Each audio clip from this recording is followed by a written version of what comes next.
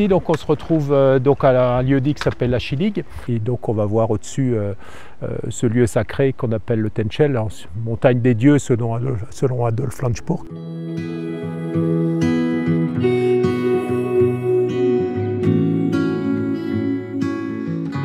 Bon alors si vous voulez rajouter un petit peu de magie dans vos futures balades, et surtout restez avec nous parce qu'on va aller aborder un haut lieu vibratoire et on va tout vous expliquer comment on le fait, comment on l'aborde.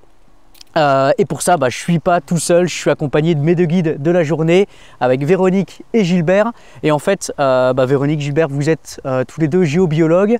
Vous avez d'ailleurs votre association Géobiologie et Tradition.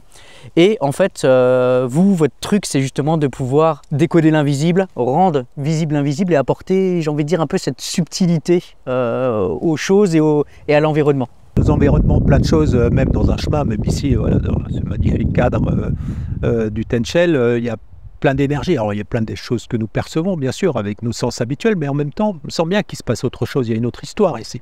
Il y a plein de mondes différents également qui cohabitent. Donc la géobiologie nous permettra justement de faire un petit peu de décoder et puis de comprendre les interactions entre ces différents mondes. On se rend bien compte qu'avec la géobiologie, ça nous donne une autre perception des choses.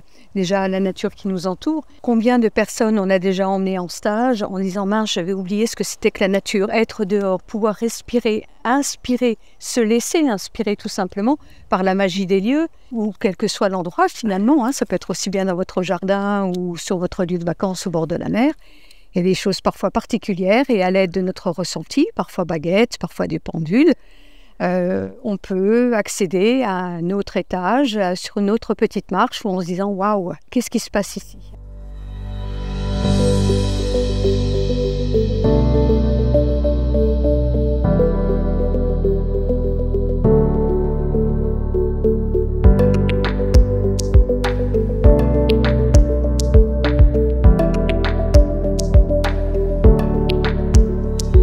En fait, quand on rentre dans ce genre de lieu, on n'y va pas comme ça, comme des sauvages.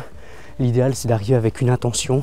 Donc ça peut être une problématique, un questionnement, un besoin d'évolution. Enfin, quelque chose, vous voyez, qui peut comme ça nous bloquer dans notre quotidien et avec laquelle, en fait, on aspire à trouver une réponse, un changement. Et en fait, le lieu va vraiment venir nous aider à pouvoir transformer, alchimiser tout ça. Et vu que ce tissage subtil est forcément invisible, et du coup on va utiliser des baguettes coudées ou un pendule ou juste nos ressentis pour pouvoir en fait traduire cette interaction qui est en train de se jouer.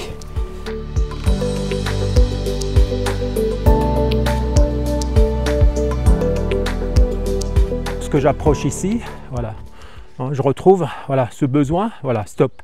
Pour moi, ça me dit stop. Il y a quelque chose qui démarre ici.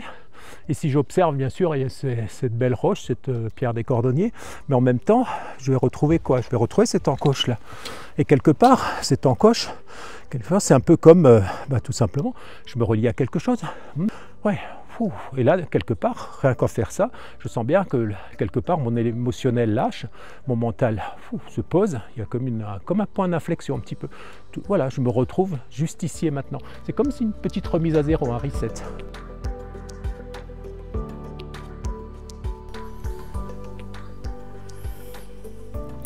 Toujours cette histoire d'ancrage.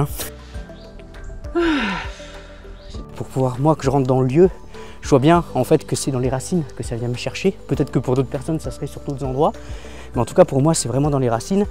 Et je vois bien qu'avec les baguettes, j'arrive à rentrer dans le lieu ou à pénétrer dans le lieu qu'à partir du moment où j'arrive à connecter et quelque part à prendre conscience de cette dimension-là de moi, cette base plus racine. Et donc l'idée, c'est de pouvoir avancer dans le lieu-là, avec cette conscience-là qu'on touche au fur et à mesure, et avec cette qualité de présence-là qui se bonifie en fait au fur et à mesure. Trop bien. Donc là démarre ce que pour moi ce que j'appelle le labyrinthe. C'est un lieu qui nous permet aussi de découvrir, peut-être de cheminer tout simplement. Les labyrinthes, ça nous amène vers quelque chose, c'est-à-dire la quête, c'est quelque part d'aller vers soi. Là ça devient très étroit, quelque part clairement ça passe pas avec le sac. Donc je vais être quelque part obligé de déposer mon sac. Déposer mon sac, c'est aussi un acte symbolique. Je dépose. Avant d'arriver à quelque chose de neuf, je suis obligé de déposer l'ancien.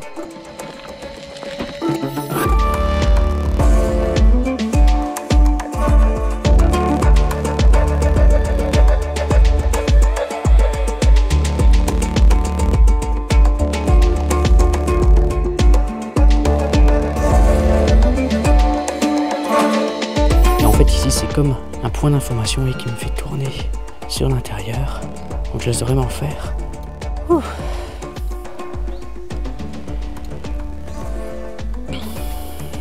Et je récupère en fait l'information qu'il y a ici. C'est comme un téléchargement qui est à cet endroit-là. Voilà, et ça continue.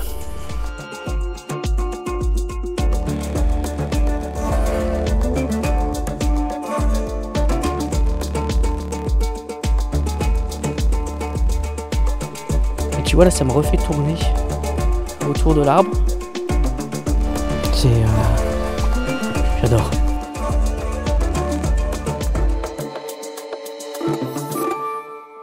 J'avais jamais pensé qu'on pouvait contacter son ancrage avec douceur et avec légèreté. C'est vraiment ce que j'ai ressenti en tout cas sur ce lieu-là. Parce que souvent pour moi, voilà, l'ancrage, être dans sa matière, là c'est souvent quelque chose en tout cas que j'ai vécu comme voilà, d'assez lourd en fait. Et voilà, et c'est hyper intriguant en fait de pouvoir contacter, vous voyez, cette énergie-là d'ancrage et de légèreté en même temps. Pour moi c'est un vrai paradoxe en fait.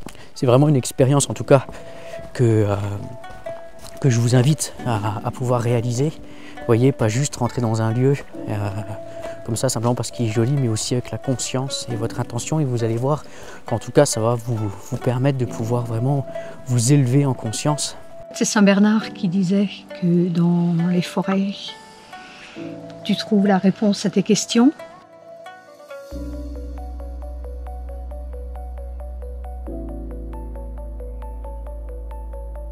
Rocher du crocodile ou rocher des reptiles, donc tout simplement par sa forme qui permet de voir crocodile d'un côté, donc voilà, reptile plutôt de l'autre, donc ça dépend d'où on regarde.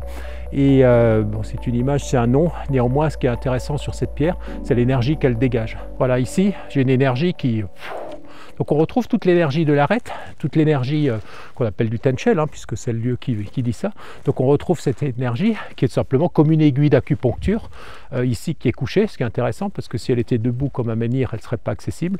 Et donc ça fait comme vraiment un lavage, un auto-wash, quoi,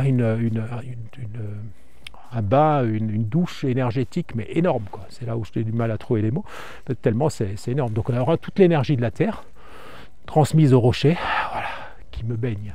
Et donc ça me permet effectivement cette forme de guérison, de ce qu'on appelle la guérison du corps, mais surtout plus d'accès à l'esprit, quoi. Donc ça me permet de libérer mon mental et d'accéder à mon spirituel, qui sera plus accessible sur le rocher après, en méditation par exemple. Ouais, c'est fort, hein.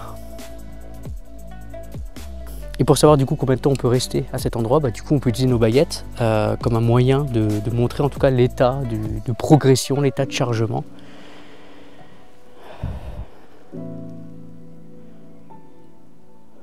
Et alors elles vont montrer par leur mouvement justement l'intégration qui est faite.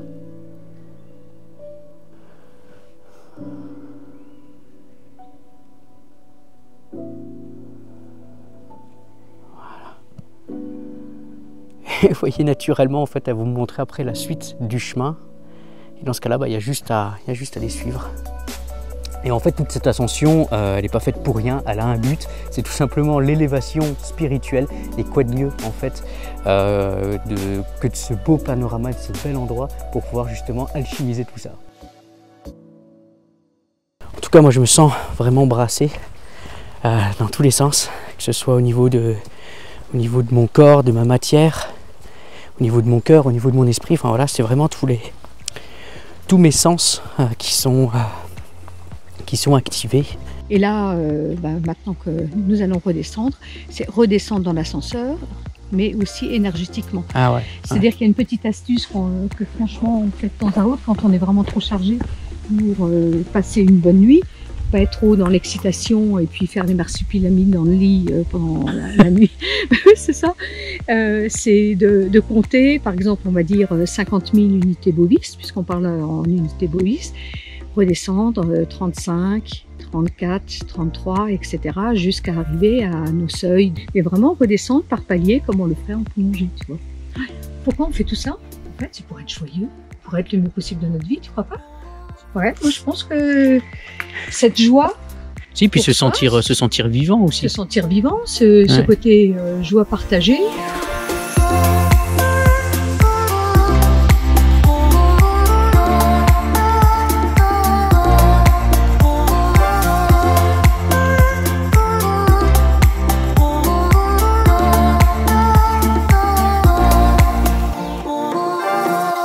Voilà, j'espère en tout cas que ce petit voyage initiatique vous a parlé, vous a inspiré, vous a aussi donné l'envie d'aller explorer avec cette conscience un peu plus subtile, un peu plus différente d'autres lieux proches de chez vous par exemple. En tout cas, si vous avez aimé, n'hésitez pas à liker, à partager cette vidéo. Encore une fois, c'est le plus beau cadeau que vous pouvez me faire. Et puis, moi, je vous souhaite vraiment de belles explorations, un beau chemin vers vous. Je vous dis à bientôt, c'était Guillaume. Salut!